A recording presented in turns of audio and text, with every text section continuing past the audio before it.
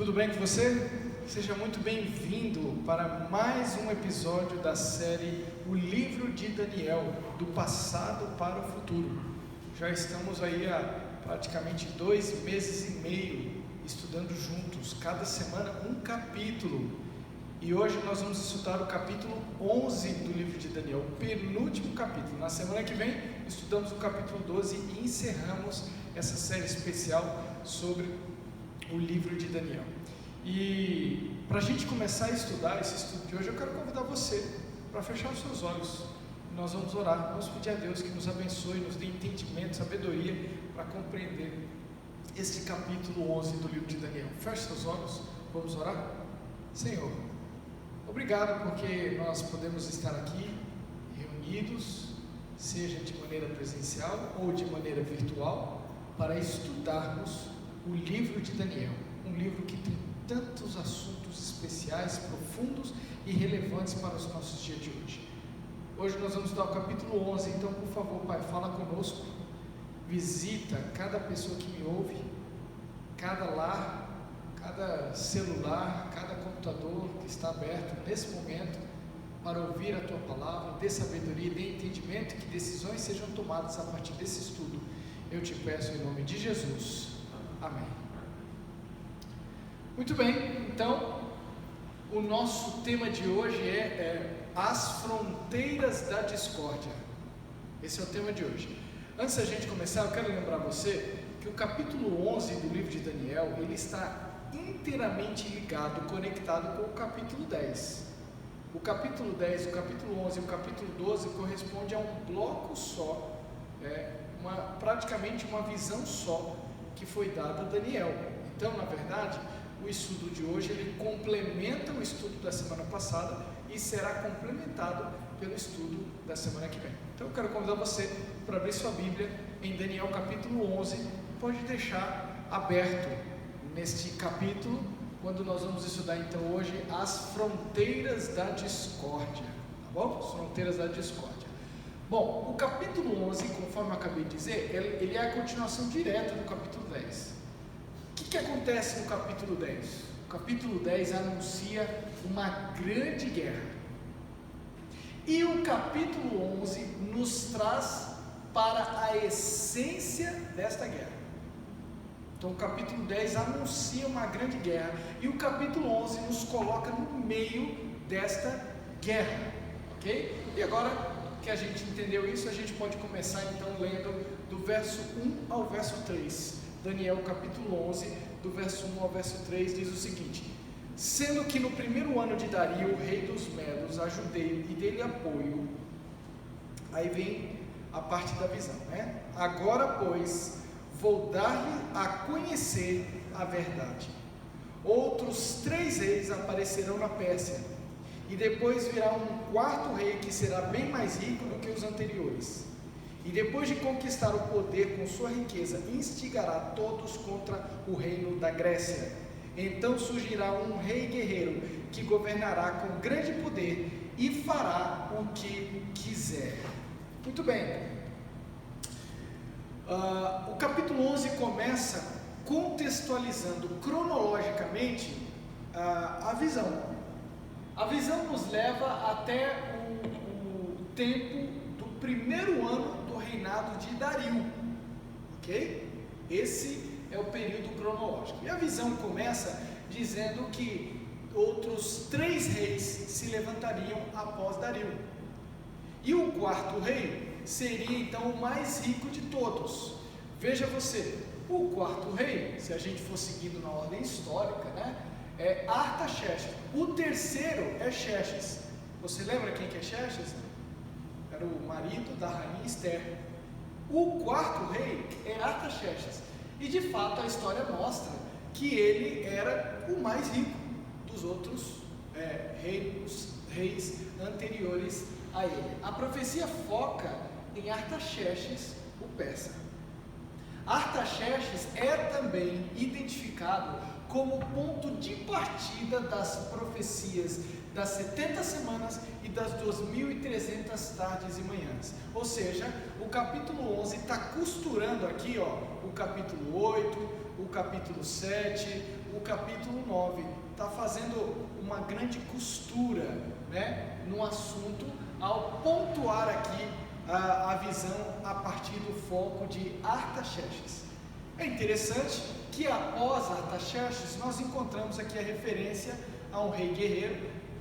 A gente já estudou sobre a transição dos reinos. A gente sabe que o reino que se levanta após os medos e persas é a Grécia.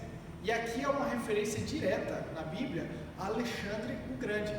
A Bíblia diz então que quando surge a Grécia, na profecia, o rei guerreiro, ou também chamado em algumas traduções de poderoso, ele é claramente associado a Alexandre o Grande. Eu não sei o que se percebe aqui, mas mais uma vez nós vemos a profecia colocando o mesmo pano de fundo das demais visões que foram apresentadas no livro de Daniel. Mais uma vez nós vemos aquelas mesmas etapas apresentadas nos capítulos anteriores. Muito bem, aí vem o verso 4, já pontuei aqui o verso 3, né, até o verso 1 a 3 rapidamente. Agora vem o verso 4: logo depois de estabelecido, o seu império se desfará e será repartido para os 4 ventos do céu. Não passará para os seus descendentes, e o império não será poderoso como antes, pois será desarraigado e entregue a outros. Nossa primeira menção aqui é colocar aqui a transição de Alexandre o Grande para os 4 generais. No entanto, aqui acontece um fator um pouquinho diferente. Veja você que o reino aqui da Grécia, ele é desfeito e ele é entregue não a 4 generais, mas aos 4 ventos do céu. O que isso quer dizer? Ao mencionar que o reino seria desfeito e repartido aos 4 ventos, e a outros que não são deles ou povos deles, faz uma referência à transição do poder. Para quem? Ora, se a gente for seguir a mesma linha anterior, então essa menção aos 4 ventos é uma alusão ao reino de Roma, e foca no próximo estágio da profecia, que vai durar até o tempo do fim. Como é que você sabe disso? Ora,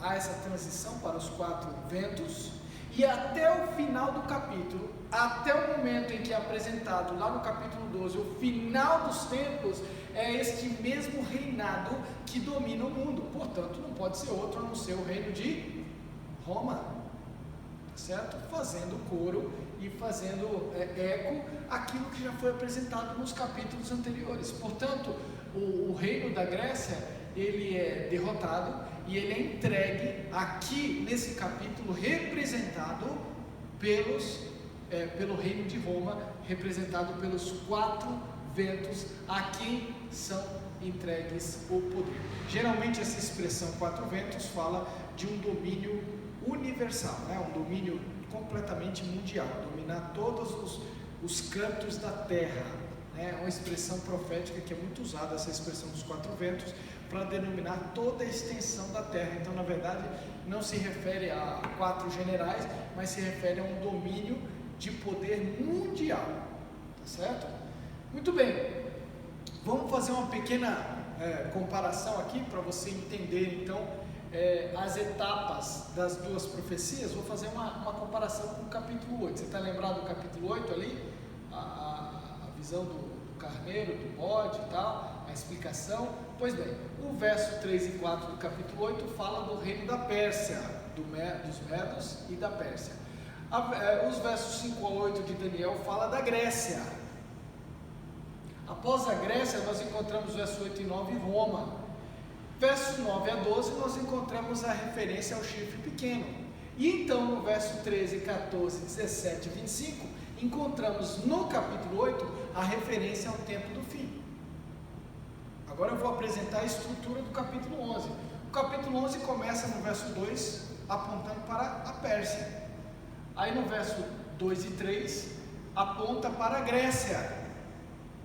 Logo após a Grécia, no verso 4, os 4 ventos apontam para Roma. Aí nós encontramos ao longo do capítulo o conflito norte e sul. E então nós encontramos o quê? O tempo do fim. Boa parte do capítulo está ali, lembra que eu falei no começo, para apresentar a guerra. O capítulo 11 nos traz para dentro da guerra. Pois bem, boa parte do capítulo apresenta esse conflito norte e sul. E se a gente traça um paralelo com Daniel capítulo 8, que o livro de Daniel totalmente nos permite, afinal ele é escrito totalmente em paralelo, a mesma visão que o próprio Nabucodonosor recebe no capítulo 2, nós encontramos e podemos concluir que o chifre pequeno, o poder do chifre pequeno, ele é aqui representado ou apresentado dentro do contexto do conflito entre o norte e o sul. Mas quem é o chifre pequeno?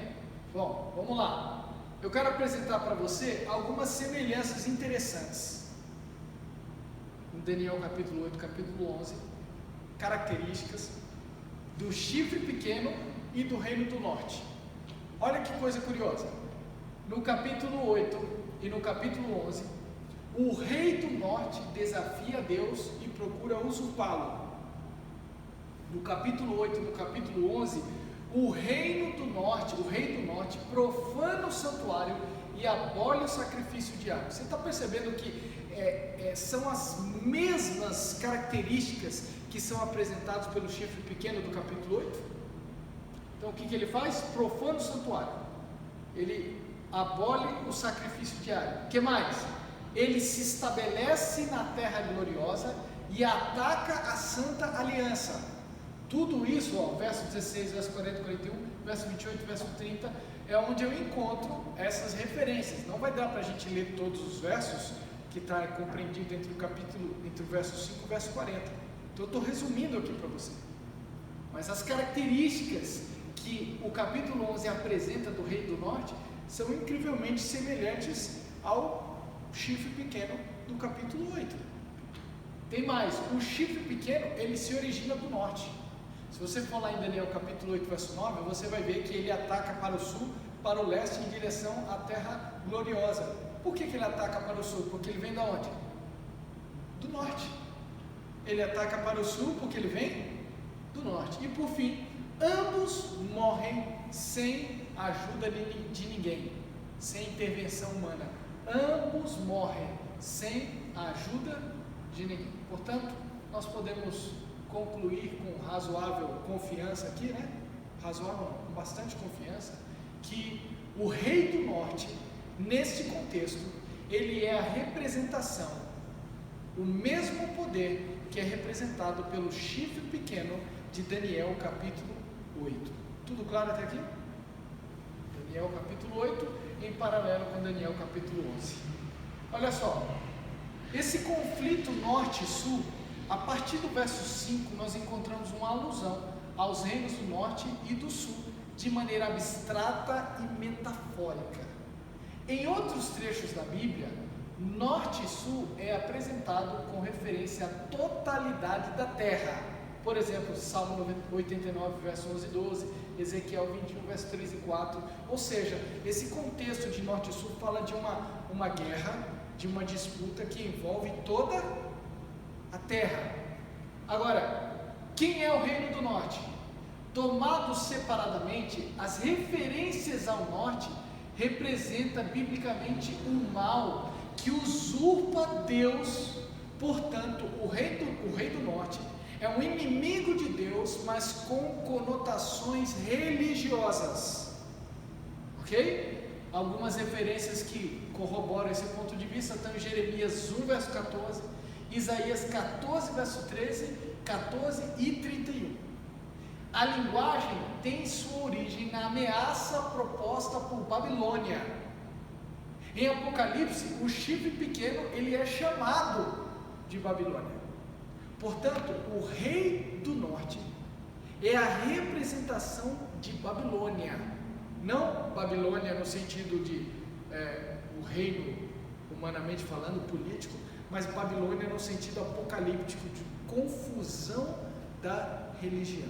A deturpação do verdadeiro poder, da verdadeira religião e do verdadeiro Deus. Portanto, o rei do norte representa os inimigos mundiais de Deus, que tem uma conotação religiosa. Ou seja, seguro dizer que o rei do norte é representado pela falsa religião. A religião que leva o nome de Deus, mas que existe para nos afastar e nos separar da verdade e do verdadeiro Deus. E o rei do sul? Quem que é o rei do sul? O reino do sul, por outro lado, o sul simboliza, na linguagem bíblica, o poder humano sem Deus. Vamos lá, estamos na Terra Santa. Quem que está ao norte? Israel. Quem que está ao norte? Babilônia. Quem que está ao sul de Israel? O Egito. O sul é simbolizado pelo Egito. Aqui Daniel 11:43. O poder do sul, ele rejeita Deus e ele coloca a sua fé só na humanidade. Então perceba você, o reino que vem do norte, ele ataca a Deus, oferecendo uma falsa religião.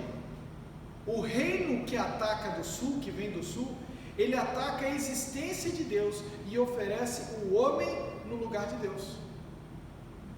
Será que estes dois reinos estão representados no mundo que a gente vive hoje? Será que os nossos maiores inimigos, falando no contexto cristão, não seria exatamente a deturpação da verdade e a negação da existência de Deus? A falsa religião por um lado e o ateísmo e o humanismo por outro lado. Estes são representados por esta guerra entre o reino do norte e o reino do sul. Bom, vou fazer um resumo aqui do verso 5 até o verso 39. O verso 5 ao verso 39 pode ser resumido em 3 tópicos, ok? Primeiro tópico, o conflito entre o norte e o sul. De um lado, o poder eclesiástico deturpado, e de outros movimentos filosóficos e políticos que lutam contra o fanatismo e obscurantismo com a arma da razão. Ambos são inimigos de Deus, mas a visão nos mostra que em algum momento da história, a falsa religião, o poder eclesiástico deturpado, eles degladiam, lutam com os movimentos filosóficos e políticos que buscam negar a existência de Deus. Estou falando alguma coisa que você está familiarizado em relação à Idade Média, em relação a todo o iluminismo que se levantou na Europa, a negação da existência de Deus, o surgimento do ateísmo, o surgimento do evolucionismo, tudo isso como uma reação ao poder religioso. E nós vemos aqui este conflito entre o norte e o sul. Mas aqui tem um detalhe interessante. Chega num momento da história onde o norte e o sul param de brigar. E aí sabe o que acontece? Eles se aliam. Essa aliança entre o poder filosófico, iluminista e o poder falso religioso, ele pode ser visto através de alianças político-religiosas. Pode ser visto através, historicamente, da união entre a igreja e o Estado, e o devido compromisso entre eles. O que é isso? É a junção de duas instituições que não têm nada em comum, mas por interesses políticos e religiosos, eles se unem, assim como prevê o capítulo 11. Mas existe uma outra etapa desse capítulo também, que é quando esta aliança entre o norte e o sul degladia e luta contra o povo de Deus. E aí nós vemos aí a questão da intolerância religiosa, perseguições que fazem com que o poder deturpado, bem como o movimento que procura negar a existência de Deus, se unam para atacar o verdadeiro povo de Deus. Em resumo, o que nós encontramos revelado aqui no capítulo 11 é basicamente isso. Então agora você já sabe, o reino do norte representa a religião deturpada, o reino do sul representa o movimento ateísta, que busca elevar o ser humano à posição de Deus. Juntos, em algum momento da história eles se degladiam, mas em outro momento da história eles se unem e buscam então guerrear contra o verdadeiro povo de Deus. Muitos cristãos têm hoje integrado em suas crenças ideologias humanistas e materialistas. A religião segue os passos da tendência da justiça social e existencialista e deixa Deus de fora. O extremismo, por exemplo, da ala do Ocidente capitalista, que tenta combinar religião com política. Sutilmente, o Reino do Norte e o Reino do Sul começam a se unir para o capítulo final da guerra contra os santos de Deus. Muito cuidado quando religião se mistura com o poder político para exercer ou influenciar adoração, experiência religiosa ou crença, porque esses são os passos que são dados entre o Rei do Norte e o Rei do Sul, para que juntos se unam para guerrear contra os santos de Deus. E aí nós chegamos então a uma pergunta crucial. Se o Rei do Norte e o Rei do Sul são tão diferentes, em algum momento da história eles se degladiam, por que eles se unem? Aqui entra um ponto muito importante. Eles se unem porque no fim das contas o objetivo de ambos é o mesmo, a essência de ambos é o mesmo: se colocar no trono de Deus. No final das contas, tanto a religião deturpada quanto aquele que nega a existência de Deus querem colocar o homem ou sua própria vontade no trono que pertence a Deus, dentro do seu coração e na sociedade. A expressão que é apresentada no verso 45, belo e santo monte de Deus, é uma referência à localização celestial da morada de Deus, o que mostra que o nosso Deus, ele não está numa posição onde um homem possa alcançar e entronizar. Ele é apresentado aqui como estando entronizado no santo monte de Deus, e a gente sabe que essa localização é celestial, portanto está fora do alcance do homem. Mas a grande busca, o que motiva a união desses dois reis aparentemente tão contraditórios e geograficamente tão distintamente separados, é justamente a tentativa de ser entronizado no Monte Santo de Deus, algo que para o homem é inacessível. Meu querido amigo, minha querida amiga, talvez essa noite eu estou falando para alguém que está vivendo uma religião impregnada por conceitos ligados à idolatria própria. Talvez eu estou falando para alguém que tem buscado a Deus, mas no final das contas é o seu eu, a sua vontade que está sendo entronizada e colocada no ponto central da sua religião. Existe uma mensagem de advertência que está contida no capítulo 11 de Daniel. Essa mensagem, ela está na resposta para a pergunta: quem verdadeiramente é o teu Deus e é o Senhor da tua vida? Quero dizer para você que a maior tentação humana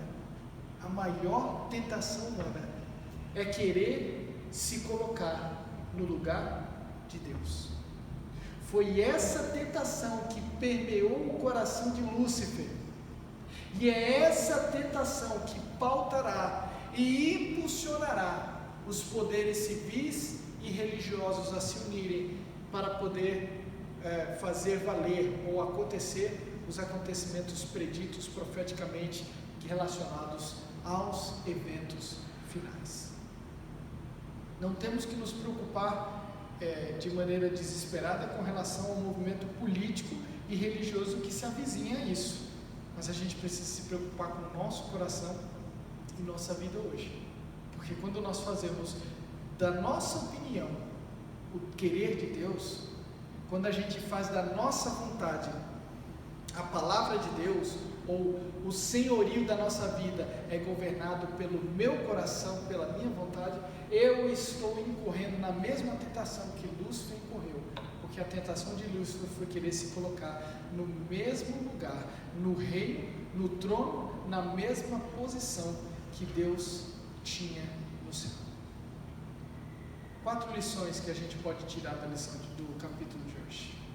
A primeira aplicação: nem norte nem sul, nem a religião deturpada, nem os falsos ensinos da Bíblia, nem a deturpação da verdade e nem a negação da existência de Deus.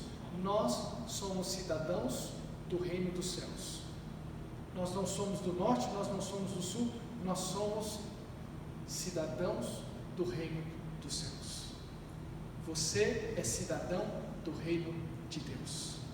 A segunda lição: a religião do norte é aquela que é moldada de acordo com a sua própria vontade. A imagem de Deus é construída à minha própria imagem. Sabe quando nos mandamentos Deus diz: não terás outro Deus diante de mim, e depois ele diz: não faça para você imagem de escultura? Sabe qual é o grande problema da gente fazer uma imagem de escultura? É que uma imagem de escultura é um Deus moldado à minha imagem. Tem muita gente no mundo que nós vivemos hoje que faz da sua religião uma imagem de escultura, uma religião moldada à sua imagem e conforme a sua vontade. Essa é a essência da religião do Reino do Norte. Por outro lado, a religião do Sul é aquela cujo centro das decisões e vontade é o desejo do meu coração, que endeusa o próprio eu e faz de si mesmo o seu próprio Deus. Tanto a religião onde Deus é construído à minha imagem, quanto a religião onde o meu coração é entronizado, a minha vontade se torna o meu Deus, estão diametralmente opostas à religião verdadeira que vem de Deus. Mais uma vez eu digo, nós não somos do norte, nós não somos do sul, nós somos do reino dos céus. E por fim, eu termino dizendo: deixe Deus ser Deus. Deixe Deus ser o seu Deus. Não permita que o seu eu ocupe o trono e o lugar que pertencem a Deus. Deixe Deus ser Deus. Nessa noite, eu queria convidar você para fazer de Deus o Senhor da sua vida. Se tem alguma área da sua vida onde Deus não é Senhor, se tem alguma coisa que você tem praticado ou que você tem feito que está completamente distante daquilo que Deus deseja para você, mas que você decidiu colocar como ponto principal porque você fez da sua vontade o seu Deus, nessa noite eu quero convidar você para se humilhar na presença dEle, para se colocar nas mãos de Deus e convidar Ele para ser o Senhor da tua vida. A visão do capítulo 11, ela não termina aqui. Logo após o capítulo 11, nós encontramos a imagem que é refletida dos eventos finais, os últimos acontecimentos que está revelado no capítulo 12. E é isso que nós vamos ver na semana que vem, encerrando o livro de Daniel. Meu apelo para você: deixe Deus ser Deus, deixe Deus ser o seu Deus, e que Deus te abençoe. Eu quero convidar você para fechar os seus olhos e nós vamos colocar nossa vida nas mãos de Deus nesse momento. Feche seus olhos, vamos orar. Senhor, nossa maior tentação é querer fazer da nossa vontade o nosso Deus. Nossa maior tentação é colocar o nosso desejo acima da tua vontade. Nessa noite, Pai, nós rogamos a Ti que o Senhor se torne o nosso Deus de verdade, o Senhor da nossa vida. Se tem alguma área da nossa vida que não foi dedicada para Ti, nós dedicamos nesse momento. Eu peço que o Senhor visite cada família que está me escutando agora. Derrame a Tua bênção e nos ajude, Senhor Deus, a lembrar a cada momento que nós pertencemos ao reino de Deus. Nos permita um dia Te adorar no Teu santo monte. Nos leva, Senhor Deus, para morar no céu contigo. E arranca do nosso coração todo o pecado, toda a maldade, todo o desejo de entronizar o eu. Fica conosco, nos dá a Tua bênção, nos dá a Tua paz, nos acompanha, eu te peço em nome de Jesus. Amém. Que Deus te abençoe. Na semana que vem, então, nós estudaremos o último capítulo do livro de Daniel e eu espero você. Até lá.